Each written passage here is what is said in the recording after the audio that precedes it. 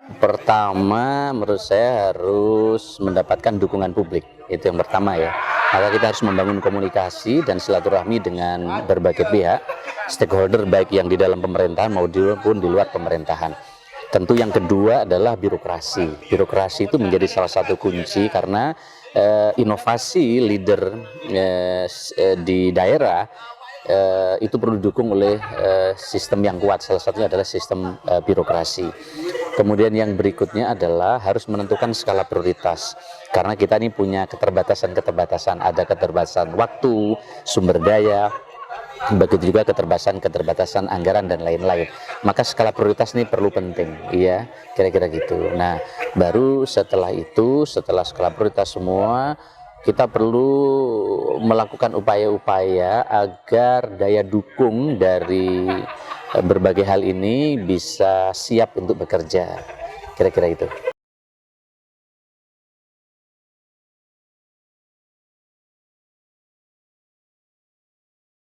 Ya, pertama image daerah waktu itu Banyuwangi bukan kota-kota seperti yang hebat di ring satu pertumbuhan ekonomi ya, seperti Surabaya, Gresik, kalau di Jawa Timur di barat itu ada Bandung, Kabupaten Bandung dan seterusnya. Tapi Banyuwangi jauh dari pusat-pusat pertumbuhan. Kemudian image daerah yang memang belum bagus kira-kira gitu. Nah, maka perlu ada strategi, ada marketing itu bagian. Tapi kontennya menurut saya perlu ada dirumuskan. Maka kita pilih bagaimana Banyuwangi ini misalnya ada lokomotif yang bisa menggerakkan strategi itu untuk marketing. Salah satunya adalah festival, ada kesenian. Kemudian yang kedua kita membuat strategi untuk marketing, juga kita membuat inovasi, membuat prestasi. Karena prestasi itu menjadi magnet baru bagi orang untuk datang. Karena saya melihat ada ceruk pasar, perjalanan dinas itu sangat tinggi. Hampir semua institusi daerah maupun pusat itu menyiapkan anggaran untuk perjalanan dinas, dan dia hanya akan datang perjalanan dinas kalau daerah itu ada competitiveness, ada nilai yang dia bisa pelajari. Nah, maka itu menjadi strategi marketing kami, karena saya sering sampaikan kalau iklan di TV mungkin banyak, tapi kalau mereka yang kompeten mengiklankan kami karena prestasi yang kami punya, itu akan dampaknya besar. Pertama, mereka studi banding ke Banyuwangi, kemudian dia melipir ke tempat wisata, dia upload, dan itu akan menjadi strategi marketing yang bagus. Sehingga bagi kami perlu ada cara-cara baru di dalam menjual, menjadi memarketing kabupaten sesuai dengan potensi dan daya dukung daerah itu. Tentu setiap daerah punya prestasi. Ada banyak daerah yang punya prestasi yang Banyuwangi nggak miliki, tapi saya lihat tidak diekspor untuk menjadi fungsi marketing yang hebat bagi daerahnya.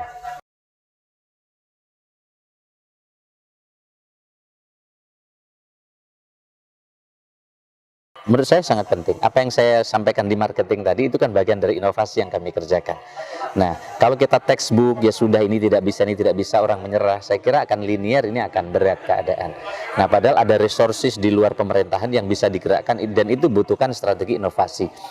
Contoh PDRB ya. APBD Banyuwangi itu hanya 3 triliun. Sementara PDR kami naik melompat dari 32 triliun ke 89 triliun.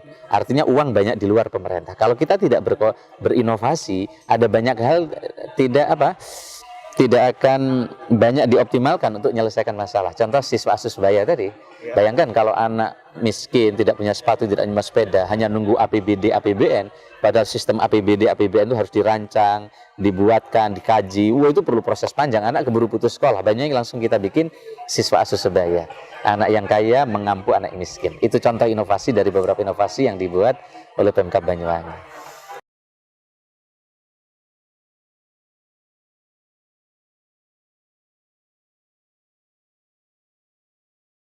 Ya, kolaborasi ini hampir menjadi kalimat yang populer hari ini. Tapi untuk mensustainkan bagaimana kolaborasi ini berjalan dan berdampak, memang perlu kesungguhan. Nah, kami melihat misalnya tadi Rantang Kasih contoh, itu kalau menggantungkan Pemda saja tangannya tidak cukup, maka kami melibatkan Gojek. Kemudian direplikasi, rakyat terlibat sehingga jadi lebih banyak. Kemudian Basnas. Begitu juga di ASN ini, kami bagaimana kolaborasi antara SKPD saja bukan perkara mudah, karena ego sektoral berdasarkan keuangan struktur ini berat, maka kita bikin kolaborasi. Nah, untuk membuat kolaborasi perlu jembatan. Nah, salah satu jabatannya kita bikin festival karena orang senang secara tidak langsung bisa membangun kerjasama. Pada tingkat lebih luas kami kolaborasi dengan perbankan, kami kolaborasi dengan perusahaan-perusahaan. Bagaimana perusahaan tambang yang di dalam Undang-Undang Minerba hanya royalti 3%, dengan jurus dan diskusi kami yang dalam, kami bisa dapat golden share. Yang mestinya hanya 3%, kita dapat golden share tiba-tiba jadi 10%. Yang nilainya 22 miliar, sekarang menjadi 2 triliun. Ini bentuk bagaimana kolaborasi antar sektor dan seterusnya ini kemudian menjadi bagian dari strategi kelembagaan untuk memakmurkan rakyat Banyuwangi. Nah, kuncinya memang menurut saya bagaimana kolaborasi ini saling memberi manfaat. Kadang kalian kolaborasi hanya memberi manfaat kepada satu pihak, dia nggak sustain.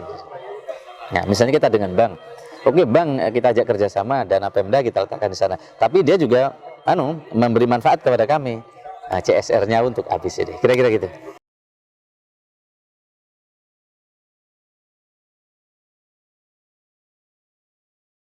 Ya memang ini bukan perkara mudah, maka ini muncul setelah prioritas kita tentukan dan target-target yang kita tentukan.